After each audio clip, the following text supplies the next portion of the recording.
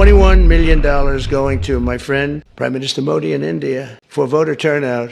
We're giving 21 million for voter turnout in India. What about us? I want voter turnout. तो ये आपने videos देखा तो Trump ये बोल रहा है कि $21 मिलियन उसने इंडिया को दिए है। किसके लिए? वोटर टर्नआउट के लिए। जो वोटिंग हुई थी उसके लिए उसने $21 मिलियन दिए थे वोटर टर्नआउट के लिए। वो भी किसकी सरकार के लिए? मोदी सरकार के लिए। और इससे क्या होता है? इससे आप मैनिपुलेट कर सकते हो, किसी को पैसे दे सकते हो, वोटिंग करने के लिए पैसे दे सकते हो और कई सारी चीज़ें करने के लिए आप पैसे दे सकते हो। साथ ही साथ $21 मिलियन कितना होता है? 183 करोड़ होते हैं। और इतना ज़्यादा अंधा पैसा आता है सरकार में, वो भी बाहर से आता है, विदेश से आता है, यूएस की सरकार से आता है।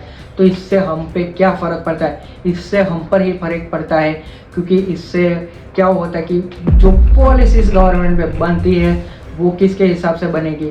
बाहर से जो पैसे आते हैं, यूएस से आते हैं, तो यूएस के हिसाब से पॉलिसीज़ बनेगी जिससे यूएस को फ़ायदा हो।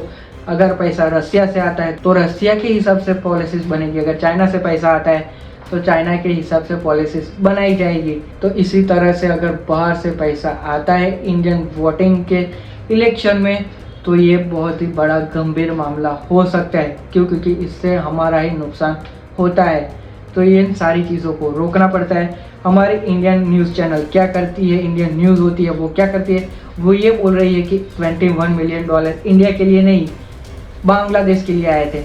लेकिन ट्रंप ने उसी स्पीच में कुछ आगे ये बोला था कि $29 million to strengthen the political landscape in Bangladesh. $21 million India के लिए और अलग से $29 मिलियन बांग्लादेश को दिए थे वोटर टर्नआउट के लिए। तो ये सारी चीज़ें इंडिया न्यूज़ नहीं दिखा रही है, लेकिन क्या क्या दिखा रही है?